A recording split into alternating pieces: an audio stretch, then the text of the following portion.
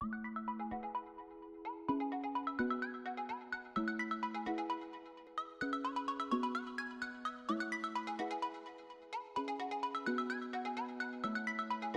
sonten sahabat Ponggo semuanya, Bapak Ibu dan teman-teman media sosial semuanya. Saat ini saya Nisa dari Ponggo Kreatif dan bersama Bu Deis dan Pak Soleh. Sugeng sonten Pak, Bu. Sonten Mbak. Dan hari ini pada hari Jumat nih. Hari ini pada hari Jumat tanggal 8 Oktober 2020 di Umbul Besuki. Dan ini tempat yang belum tahu, teman-teman tuh belum tahu ini tempat apa. Padahal ini nanti kita tanya ke Pak Soleh, kok bisa dibuat seperti ini tempatnya. Padahal ini buat foto bagus kalau sahabat Ponggo semuanya.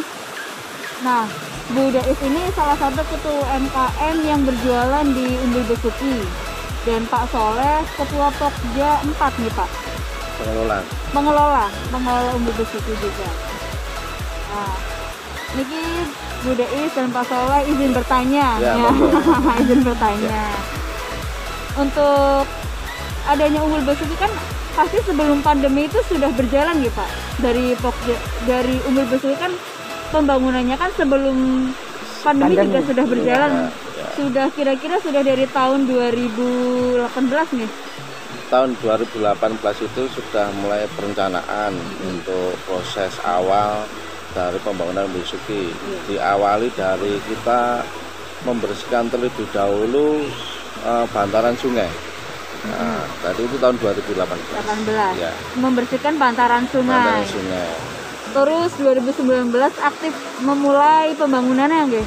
Sudah kita mulai pelebaran mata air. Dan kita gunakan alat berat untuk melebarkan mata air supaya air tersebut lebih banyak menampung dan mata airnya lebih besar nantinya.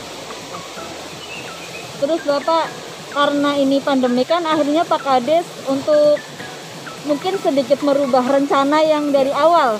Iya.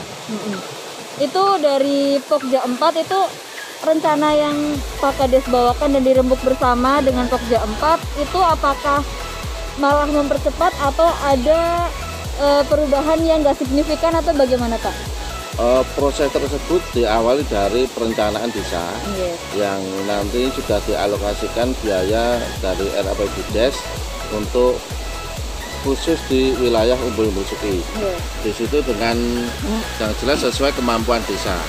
Dengan adanya COVID ini yang adanya harus menjadi beban dari desa untuk memberikan seperti BLT dan lainnya itu kan diambil dari dana desa yang awalnya dialokasikan di Umbul Besuki. Dan setelah ada perubahan tersebut banyak sekali pos-pos untuk pengadaan atau kegiatan yang dilakukan dipotong untuk anggaran. Tapi di sisi lain kita sudah mulai memberdayakan masyarakat untuk mengelola dan mulai membuka di Umbul Besuki dan hasilnya sudah bisa untuk pengembangan selanjutnya yang dari anggaran sudah dirubah kemarin ternyata dengan dibukanya Umbul Besuki ada dana masuk untuk melanjutkan pembangunan yang sesuai perencanaan. Wah, berarti sejalan ya Pak, maksudnya ternyata dari pandemi pun tidak menghalangi untuk pembangunannya gitu, walaupun dari dana dialokasikannya macam-macam gitu ya Pak ya. Nah untuk Bu Deis sebagai ketua UMKM, untuk menurut Bu De, apakah ini mendobrak perekonomian pas pandemi ini Bu De untuk ibu-ibu? Oh iya, itu sangat mendobrak sekali Mbak Nisa. Jadi ibu-ibu sangat merasa beruntung karena adanya kantin di Umbul Besuki ini bisa memperdayakan ibu-ibu yang istilahnya kurang penghasilannya karena adanya pandemi. Ya, kita rasa kayak dialihkan ke warung kantin Besuki ini, pendapatannya semakin ada tambahan. Jadi malahan dengan wisatanya dibuka terus ibu-ibu berjualan itu sudah menghasilkan lah Bu. Iya, sangat menghasilkan sekali.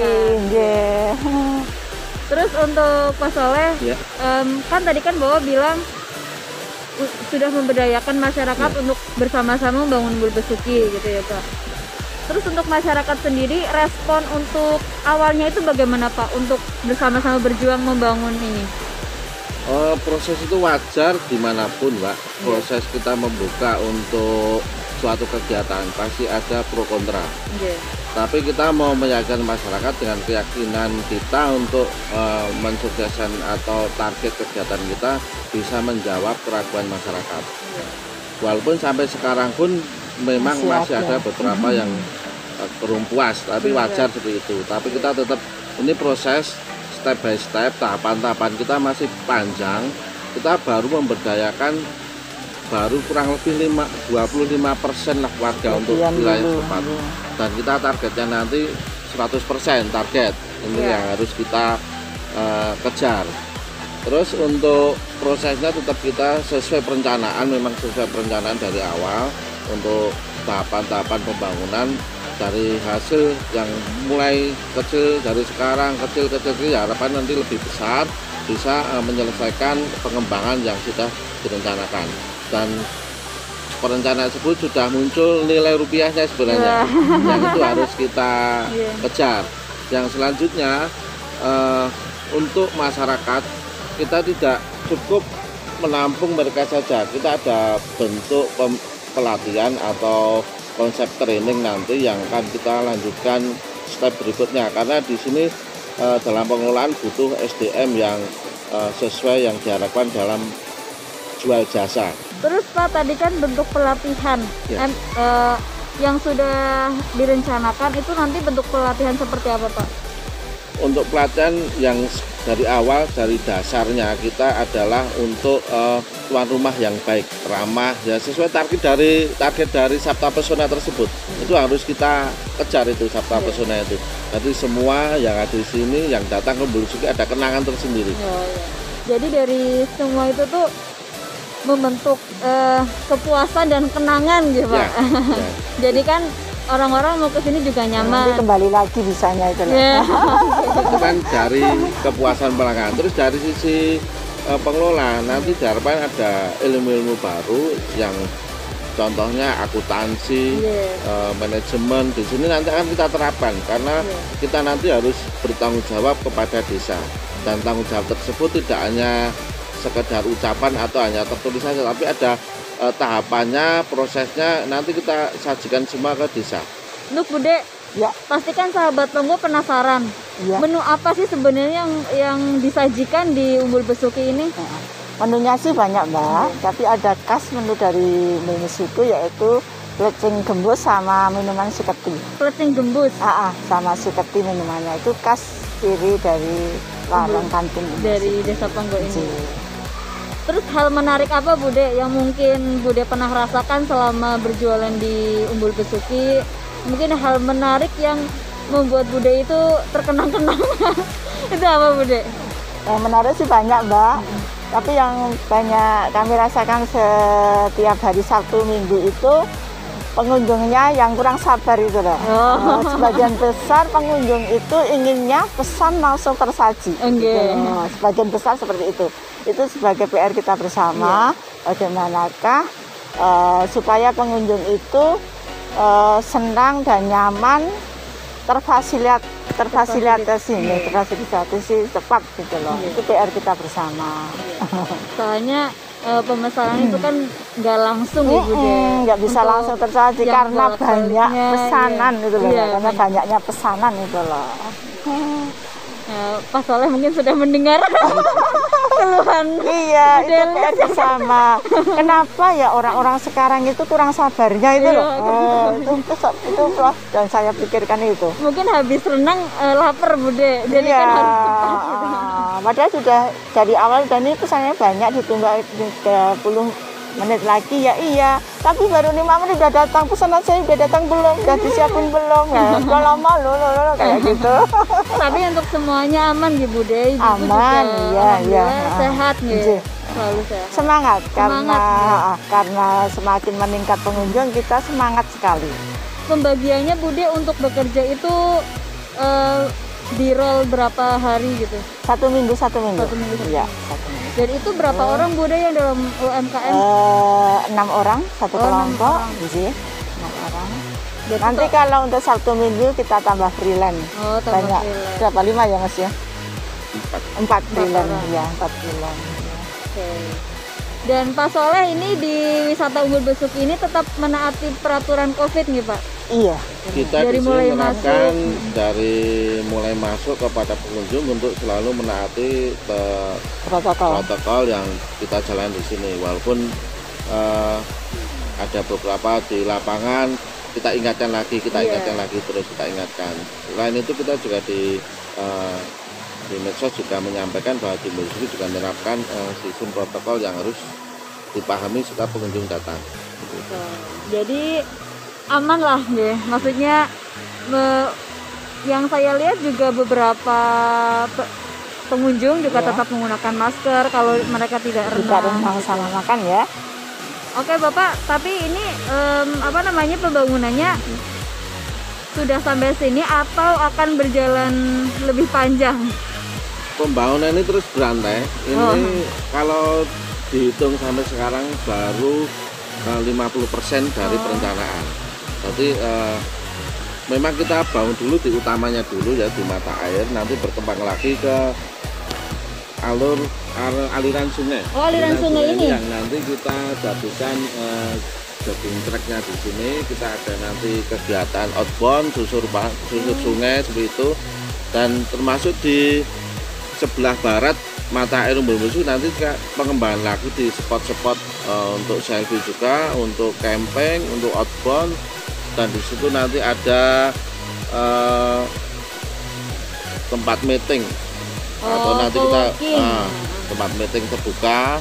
Terus di situ juga tersedia pantry juga kita siapkan di sana untuk melayani pengunjung yang ada di sana. Mantap sahabat Ponggo, ternyata nantinya 50 ini kan 50% nih yang sahabat Ponggo lihat juga ada di Facebooknya Umbul Besuki. Facebook juga ada ya Pak ya. Instagramnya Umbul Besuki official.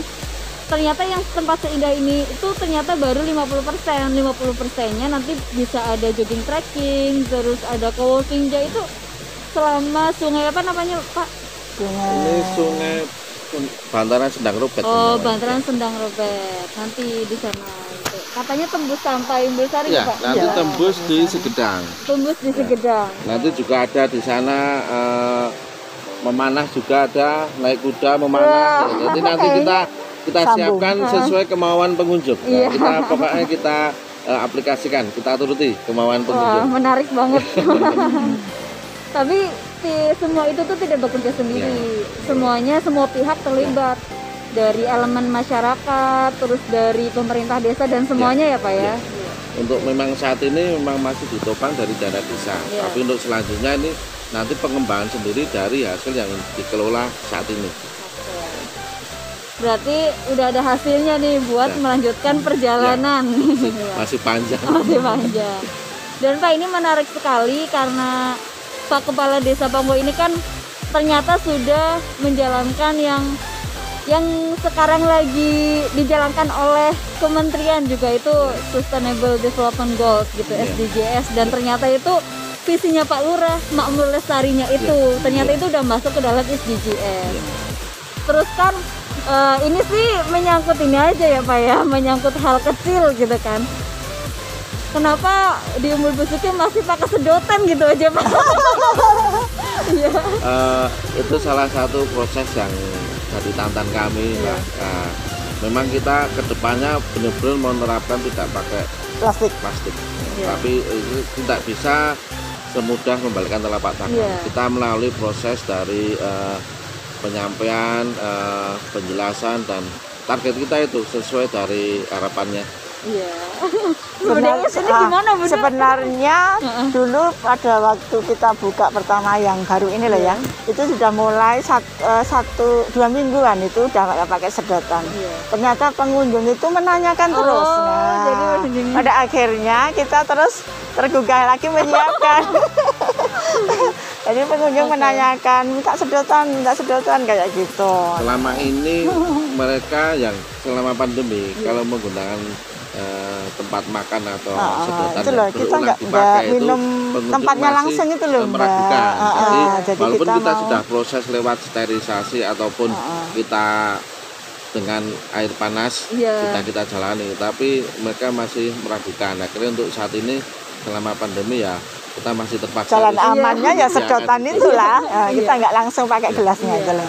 Tapi tenang sahabat Ponggo, itu akan berjalan karena sesuai dengan visi misinya Desa Ponggo, Ponggo Makmur Lestari, sehingga nanti sedotan pun akan terkurang lah, bukan terkurang, tapi akan meninggalkan harapannya sedotan bisa hilang, Iya. bisa kita tinggalkan. Itu bertahap gitu. Oke sahabat Ponggo semuanya, terima kasih sudah mengikuti perbincangan kami ngobrol santuy di Umbul Besuki bersama Pak Soleh dan Bu Delis. Ponggo Makmur Lestari. See you.